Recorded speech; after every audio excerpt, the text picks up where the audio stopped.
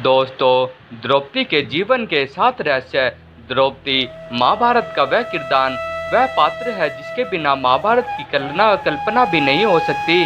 महाभारत का युद्ध भले ही पांडवों ने जीता था, लेकिन युद्ध को जीतने की प्रेरणा द्रौपदी थी। द्रौपदी वह ज्वाला थी जिसने अपनी मर्यादा और सम्मान की प्राप्ति के लिए गौरवों के खून से कुरुक्षेत्र के मैदान की प्यास बुझाई। द्रौपदी महाभारत युद्ध के बाद भारतवर्ष की महारानी बनी, लेकिन इसका जीवन और अंत ऐसे रास्तों से गुजरा जिन्हें जानकर हर कोई हैरान रह जाता है। द्रौपदी का निर्भीक और शक्तिशाली व्यक्तित्व। अपने जीवन में द्रौपदी ने ही किसी से कभी हार नहीं मानी और ना ही वह कभी किसी से डरी। बड़ी सभा में जब उन्हें निवस्त करने का दुस्साहस किया गया तो उन्होंने चुप्पी साधे बैठे भीम पितामह, द्रोणाचार्य, कृपाचार्य जैसे महान योद्धाओं की कठोर निंदा की। माना जाता है द्रौपदी कोई साधारण कन्या नहीं थी, बल्कि वह अग्नि से प्रकट हुई थी। द्रौपदी को प्राप्त था ऐसा वरदान। धार्मिक कथाओं में द्रौपदी को दिव्य कन्या बताया गया है, जिनका जन्म सामान्य तरीकों से न होकर हवन कुंड की अग्नि से हुआ था। इन्हें आजीवन कुंवारी रहने का भी वरदान प्राप्त था। इस वरदान के कारण ही द्रौपदी अपने सभी पतियों के साथ समान व्यवहार कर पाती थी। सभी पतियों के साथ पत्नी धर्म को निभाते हुए भी द्रौपदी हमेशा कुंवारी रहती थी। द्रौपदी ने रखी थी यह शर्त।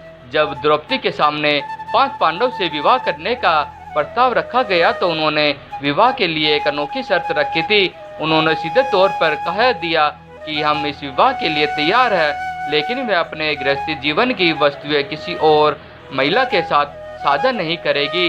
पांडवों ने उनकी यह शर्त मानकर विवाह किया। कुत्ते को दिया यह श्राप। विवाह के बाद सभी पांडवों में यह आपसी सहमति बनी कि एक समय में द्रौपदी के साथ एक ही पांडव वक्त गुजार सकता है। जब कोई पांडव अपनी पत्नी के साथ होता था तो संकेत के तौर पर कक्ष के बाहर अपनी चरण पादुका रख देता था, लेकिन एक दिन जब युधिष्ठिर द्रौपदी के साथ कक्ष में थे तब एक कुत्ता युधिष्ठिर का जूता उठाकर ले गया।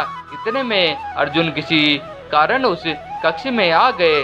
सजा के तौर पर अर्जुन को वन में जाना पड़ा। द्रौपदी ने कुत्ते को श्राप दे दिया कि तुम खुले में संबंध बनाओगे और दुनिया तुम्हें देखेगी। इस पति से था सबसे ज्यादा प्यार। द्रौपदी के 5 पति थे, लेकिन सभी में भीष्म से द्रौपदी का विशेष लगाव था। इसकी एक खास वजह भी थी। भीम एक मात्र ऐसे थे जो द्रौपदी के साथ होने वाले अन्याय के खिलाफ सबसे पहले आवाज उठाते थे।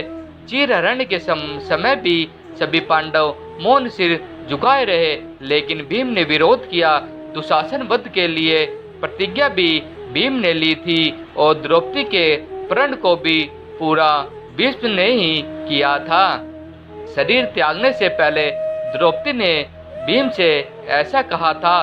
द्रौपदी के बारे में भविष्य पुराण में कहा गया है कि वह पूर्व जन्म में एक विधवा ब्राह्मणी थी, जबकि कुछ कथाओं में उन्हें इंद्रिणी और लक्ष्मी स्वरूप भी बताया गया है। अंतिम समय में 5 पांडव और द्रौपदी जब स्वर्ण जा रहे थे तब पैर फिसल जाने से द्रौपदी खाई में गिरने लगी, लेकिन भीम ने हाथ पकड़ लिया। भीम द्रौपदी को बचा नहीं पाए, लेकिन शरीर त्यागते हुए द्रौपदी ने भीम से कहा कि अगर फिर जन्म मिले तो मैं फिर तुम्हारी पत्नी बनना चाहूंगी। भगवान कृष्ण ही थे उनके सच्चे दोस्त। द्रौपदी भगवान कृष्ण को ही अपना सच्चा सखा, साथी और भ्राता मानती थी। एक वही थे जो संकट के वक्त में द्रौपदी के साथ खड़े थे। उस बड़ी सभा में अनहोनी होने से भगवान कृष्ण ने ही बचाया था। जब दुर्योधन का भाई द्रौपदी को निवस्त करने का प्रयास कर रहा था तो भगवान कृष्ण की थे जिन्होंने उनकी रक्षा की थी। मैं आशा करता हूँ कि हमारे द्वारा दी गई जानकारी आप सभी को बहुत पसंद आई होगी।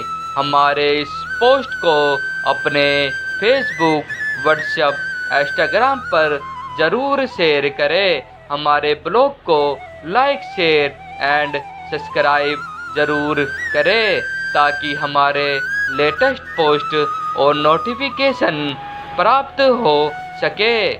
धन्यवाद। आपका दिन मंगलमय हो।